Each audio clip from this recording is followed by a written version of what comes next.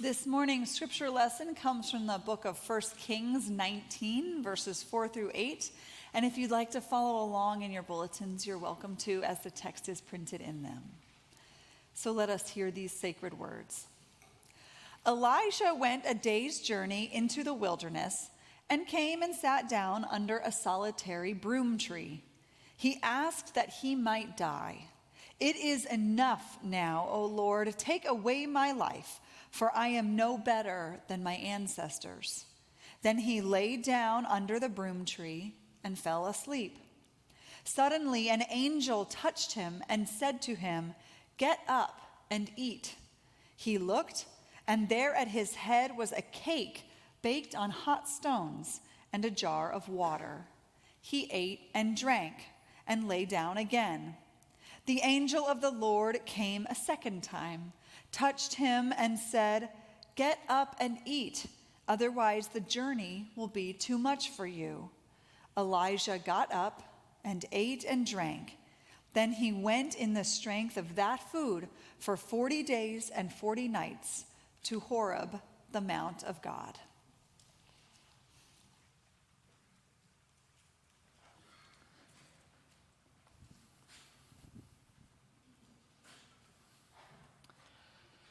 Some years ago, I accompanied my then 2-year-old daughter to the International House of Pancakes on Pine Ridge Road in Naples.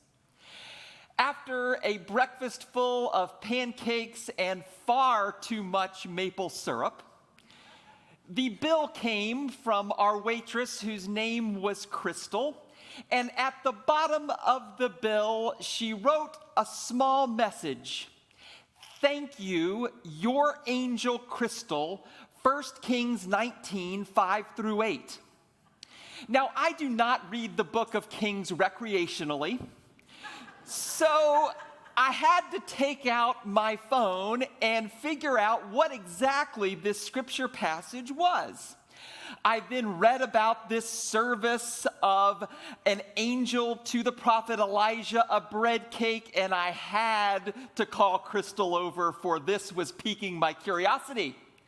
And I asked her about where this message came from, and she shared back with me that the minister at her AME church was encouraging all in the congregation to view their work as a vocation, and her ministry, as she put it back to me, was to serve others pancakes in such a way that would bless them on their journey.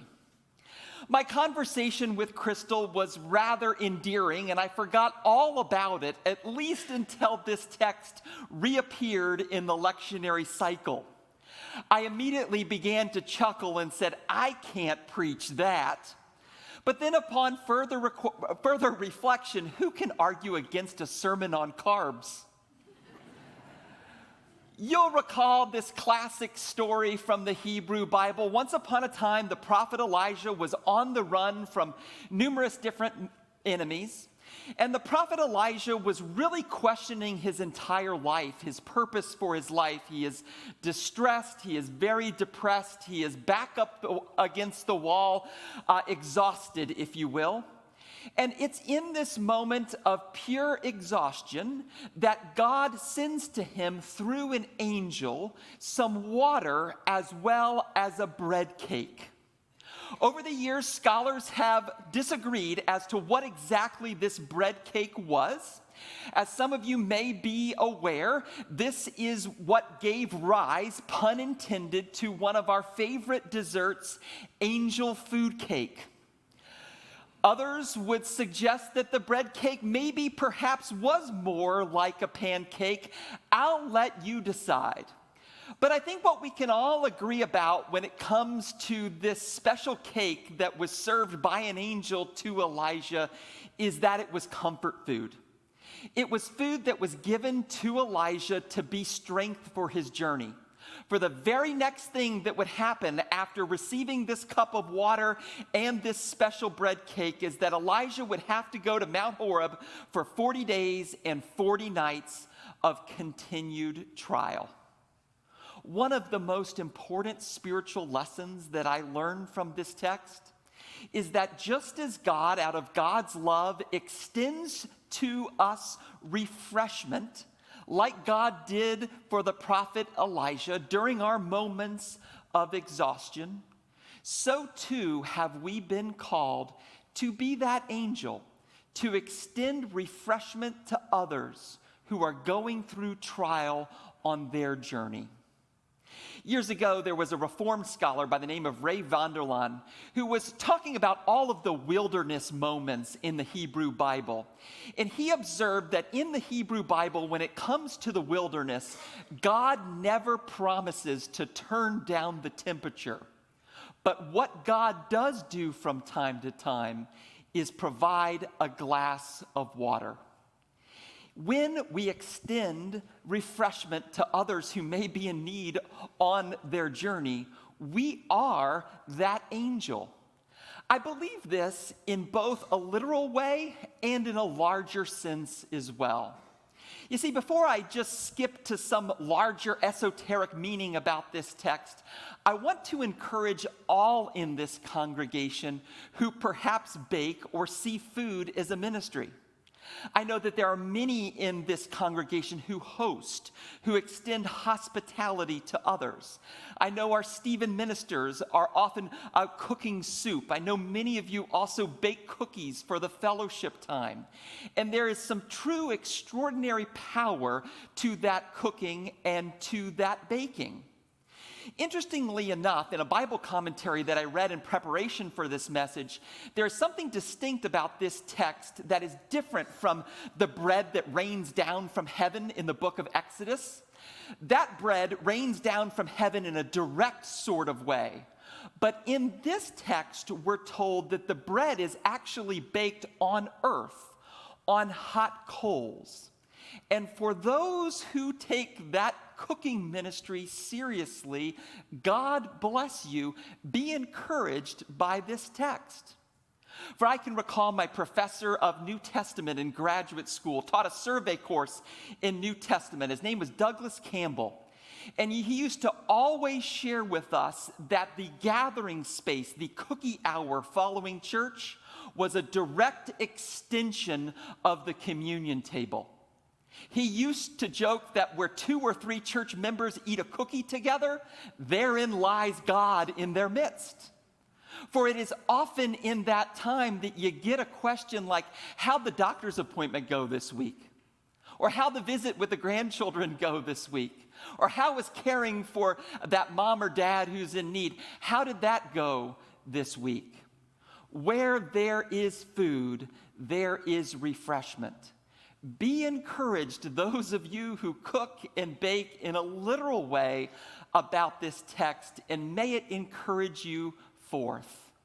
But in a larger context, my sense here is that the angelic responsibility of those who are followers of God is to reflect upon how we might refresh another person who is absolutely exhausted in their journey. Like many of you, just the other night, I was watching the Olympic Games on NBC, and NBC has done a phenomenal job in drawing forth a well of Olympic highlights dating back 50, 60, 80 years to show us on television.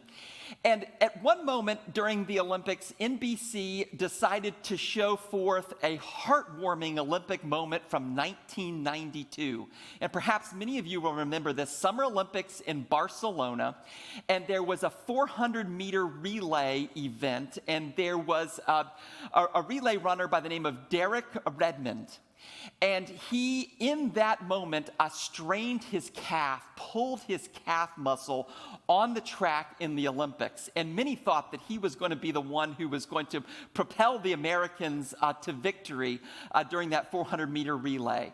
And in an Olympic classic moment, Dad, Jim, sees what is going on with son on the track and literally jumps out of the stands, hops onto the track, and carries son over the finish line. And all who were present just began to go wild. They were in tears in seeing what Father had done for Son. Did it solve all of Son's problems? No. I imagine there was 40 days, 40 nights of grief plus over what happened, considering all the training and all the hurt of that day. But in that key moment, Dad determined that what Son needed was just a little bit of refreshment. I want to put forth to you in this moment just a bit of water, maybe just a bread cake, as I carry you over the finish line. I'll close with a final story this morning that perhaps illumines this text in such a way that would inspire all of us toward this angelic way of blessing others who are experiencing trial on their journey. This story comes from the rich tradition of Protestant homiletics, and I don't know exactly where it originated, but it is quite good. And it is a story from American history, actually a story from the life of Harriet Tubman. Remember Harriet Tubman, who was in many ways responsible for the Underground Railroad? Back in the mid-1800s, there were a group of 10 slaves who had accompanied Tubman, and they were racing north up to Canada from their southern plantation owners. And there was one afternoon in Pennsylvania where they were on the run, much like the prophet Elijah, frankly, from people who wanted to bring them back to South Carolina. And there in this muddy field in Pennsylvania, these 11 slaves, 10 plus Harriet Tubman, were hiding face down in the mud of a swamp so they would not get caught. And there was a Pennsylvania Quaker, a white man who had noticed what was going on with Harriet Tubman and her 10 companions. And out of the corner of his eye, he spotted Tubman, who was hiding in this swamp, and he held up a key and then pointed over to his garage. Well, Tubman and all of the slaves had to remain there in that swamp until about 9 o'clock in the evening, until it was pitch black dark, so they would not get caught. And they received this key from the Quaker, who quietly handed it off to Tubman, and they walked over to the garage and they opened up the garage. And there in this Quaker farmer's garage was a great big wagon with 2 weeks worth of food and 3 barrels of fresh water. Posted onto one of those barrels was a small little note. It simply read, "To get back on the journey." 1 Kings 19, 5 through 8. What's in your oven? What's in your garage? What's in your heart? I pray that in the days ahead, when we spot a person who is exhausted on their journey, that God would grant us the courage to jump up out of the stands.